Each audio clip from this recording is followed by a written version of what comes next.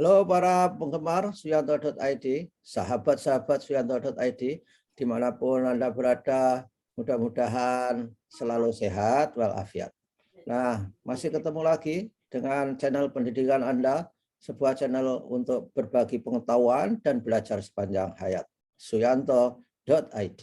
Nah, kali ini kita akan masih membicarakan persoalan kurikulum yang berbagai ragam. Ini masuk episode 2 dan tentu saja masih bersama narasumber kita yang luar biasa, Bapak Profesor Ali Saukah PhD, Guru Besar Universitas Muhammadiyah Kalimantan Timur. Jangan lupa Anda klik subscribe supaya selalu mendapatkan video terbaru dari beliau dan atau mendapatkan video terbaru dari Suyanto.id mengenai isu-isu kontemporer pendidikan dan juga masalah-masalah kehidupan. Kita sapa dulu. Assalamualaikum warahmatullahi wabarakatuh. Waalaikumsalam warahmatullahi wabarakatuh. Bagaimana kabarnya Pak Yanto? Alhamdulillah. Alhamdulillah. Mudah-mudahan pandemi segera usai. Nah, tema kita seperti yang kita sampaikan kepada para pemirsa adalah bagaimana kita mencari payung hukum, apa toh patokannya, cantolannya terhadap multiple kurikulum yang banyak itu tadi yang akan dilaksanakan, sedang dilaksanakan, sedang dan akan. Ya, akannya masih tinggal menunggu sedikit lagi, one breath away 2022 saya kira. Pak Ali.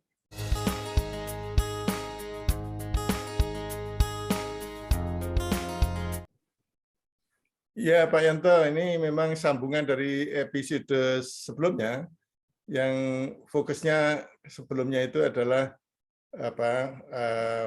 kurikulum yang berlaku kemarin itu apa, sekarang apa, nanti apa, yang terkait dengan persepsi masyarakat bahwa pada tahun 2022 akan ada pergantian kurikulum, dan itu sudah kita klarifikasi bahwa menurut pernyataan resmi dari Kemendikbudristek itu yang terjadi adalah adanya kurikulum baru tahun 2022,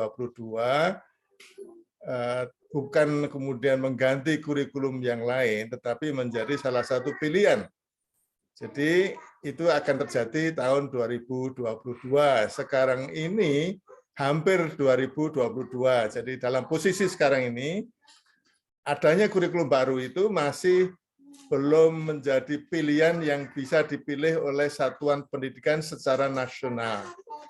Jadi pada tahun 2022,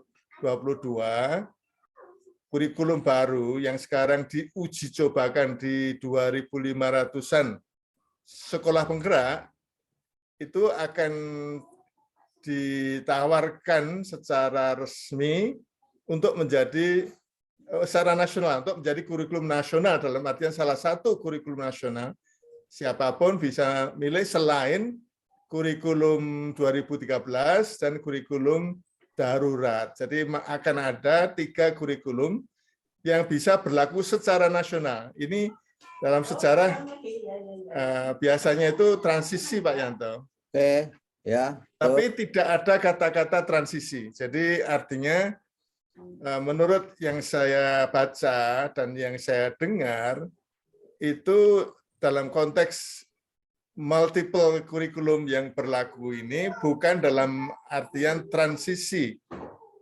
Jadi saya menangkapnya memang mungkin beda. Dulu biasanya dikatakan ada transisi. Jadi yang diberlakukan adalah kurikulum baru sebagai satu-satunya kurikulum nasional, sedangkan kurikulum sebelumnya tetap berlaku untuk kelas-kelas tertentu, begitu Pak Yanto, yang itu yang disebut dengan transisi. Tapi ini saya nggak dengar. Ya, itu yang persoalan pertama. Ya, persoalan pertama ya. Artinya yang bisa kita bahas yang pertama adalah memang keberlakuan 3 kurikulum nasional secara nasional tahun 2022 itu kemudian bagaimana bisa menyatukan ya sistem pendidikan nasional di Indonesia seperti amanat Undang-Undang Dasar 45 mengupayakan adanya satu sistem pendidikan nasional.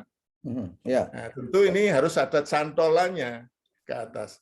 Selain mungkin tentu kalau dari segi misalnya katakanlah keberlakuan 3 pilihan kurikulum sebagai kurikulum nasional itu ya diharapkan nanti tentu akan ada Permendikbud Ristek ya Pak Yanto sebagai cantolan dasar keberlakuannya secara nasional, tapi bagaimana menyatukan 3 itu untuk kemudian tetap mengacu pada sesuatu yang sama yang menunjukkan bahwa itu tetap saja dalam upaya melakukan mengembangkan satu sistem pendidikan nasional. Tapi Pak Ali, sebelum memberlakukan itu, lazimnya ya kurikulum itu akan di-launching, digunakan, itu kan mestinya harus melalui uji publik, piloting, sosialisasi, kan begitu. Supaya tidak tiba-tiba dangdut, sehingga guru, pelaksana, kepala sekolah, kemudian dinas pendidikan itu tidak nabrak-nabrak itu. Karena melakukan kurikulum itu kan tidak sederhana. Iya, Pak Yanto. Ini gimana? Sudah dengar ada uji publik dan sosialisasi belum, Pak? Iya, Pak Yanto. Jadi tampaknya konsentrasinya saya bisa salah ya. Itu pada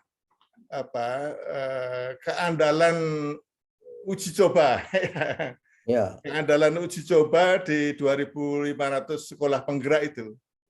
Seolah-olah ya, seolah-olah itu diperlakukan sebagai sampel ya, sampel yang kemudian kalau disebut-sebut ini mana uji cobanya, mana uji publiknya, mungkin saja uji coba itu dianggap uji publik dalam kaitannya dengan misalnya memperlakukan 2.500 sekolah penggerak itu sebagai sampel, karena disebut-sebut juga bahwa yang berpartisipasi dalam sekolah penggerak itu mutu sekolahnya juga bervariasi. Jadi ada klaim ya, tapi ingat Pak Yanto, kalau dihitung 2.500 sekolah penggerak itu kan saya hitung itu tidak sampai 1% satuan pendidikan dari seluruh Indonesia. Ya. Jadi artinya kalau toh saya akan mengatakan sosialisasinya memang harus, kalau karena itu dianggap uji publik itu sudah diganti dengan uji coba, tetapi masalahnya kan 99% lebih Pak Yanto. Ya. Itu kan perlu sosialisasi. Ya, dan tentunya setelah ada di 2.500 itu ya kita apresiasi lah upayanya di situ. Tapi kan harus ada evaluasi. Dari evaluasi itu mana yang harus dipertahankan, mana yang harus dihargai. Lah itu yang pernah saya sampaikan sebelumnya, bahwa dalam istilahnya itu lini waktu yang dikeluarkan secara resmi oleh badan standar kurikulum dan asesmen pembelajaran itu memang yang namanya pilihan 3 kurikulum itu berlaku tahun 2022 sampai tahun 2024. Jadi artinya bahwa pada tahun 2022 sampai 2024 itu dibiarkan masing-masing satuan pendidikan itu menggunakan kurikulum nasional, tapi salah satu di antara 3 itu. Ya, oke. Salah satu di antara 3 itu. Nah, akan ada evaluasi. Akan ada evaluasi yang kemudian hasil evaluasinya akan ditetapkan pada tahun 2024 untuk kemudian menentukan mana dari 3 itu yang kemudian akan menjadi kurikulum satu-satunya kurikulum nasional. Wah, tuh. Ada kemungkinan Pak Yanto, ada kemungkinan tahun 2024 itu kemudian baru akan dilakukan sosialisasi. Terlalu panjang. Kalau sekarang sosialisasi kan bingung itu satuan pendidikan dulu. Ini katanya bisa fokus pada pilihannya masing-masing, tapi kemudian kalau ada sosialisasi kan repot itu, konsentrasinya kan mendua gitu. Ya, makanya terlalu panjang itu. Kalau dalam kurun waktu 2 tahun hanya untuk sosialisasi itu atau hanya untuk uji publik, mestinya dalam waktu relatif lebih singkat supaya kalau ada sesuatu bisa segera diperbaiki. Karena kalau salah itu kan luar biasa. Walaupun kutukan kurikulum kalau ada salah itu tidak instan seperti COVID, orang langsung mati misalnya. Tapi kalau pendidikan itu pembodohannya itu jangka lama. Jangka waktu panjang. Panjang itu. Generasi penerus. Ya, oke lah, Pak Ali. Sudah banyak informasi dan satu dulu Pak Yanto. Ya. Yang masih harus dipertanyakan adalah mempersatukan 3 pilihan itu. Kan secara nasional dianggap kurikulum resmi ya. Ya. Yang berlaku, yang bisa dipilih oleh para seluruh satuan pendidikan. Ya. Nah, yang menyatukan itu apa? Yang pernah kita sebut adalah SKL, Standar Kompetensi Lulusan. Nah, kalau saya boleh bertanya, standar kompetensi lulusan yang mana? Secara resmi yang kemudian sesuai dengan undang-undang. Undang-undang yang masih berlaku adalah Undang-Undang Sistem Pendidikan Nasional Nomor 20 Tahun 2003, yaitu yang kemudian dikembangkan oleh suatu badan standar mandiri gitu. Kalau dilihat dari dokumen yang masih berlaku itu tahun 2016 Pak Yanto. Permendikbud nomor 20 tahun 2016 tentang SKL. Ya, walaupun pada waktu BSMP belum dibubarkan, itu juga sudah menghasilkan SKL baru. Tetapi karena itu belum dipermendikbudkan, ya tidak ada kekuatan hukumnya. Apakah kemudian selain 2016 yang Permendikbud tentang SKL tahun 2016 nomor 20 itu ada yang lebih mutakhir yang resmi diberlakukan untuk menjadi acuan pengembangan kurikulum, sehingga itulah yang kemudian akan menyatukan NKRI dalam kaitannya dengan satu sistem pendidikan nasional. Gitu Pak Yanto? Ya, normalnya begitu Pak Ali, tapi nyatanya tidak. Saya mudah-mudahan kita berdoa, selalu berdoa, segalanya berjalan dengan baik. Begitulah. Amin. Obrolan kita, bukan obrolan, ini analisis berat ini dengan Profesor Ali Sauka PhD. Mudah-mudahan saudara, para guru, kepala sekolah, dinas-dinas pendidikan terinspirasi untuk membuat suatu program yang responsif terhadap kurikulum-kurikulum baru yang akan digulirkan dan sedang dikerjakan untuk dilaksanakan. Terima kasih saudara, jangan lupa klik subscribe supaya Anda selalu mendapat video terbaru dari Profesor Ali Sauka. Dan mohon maaf, ini adalah episode ketiga. Saya tadi di awal mengatakan episode kedua. Terima kasih Pak Ali kebersamaannya dengan suyanto.id. Terima kasih Pak Yanto.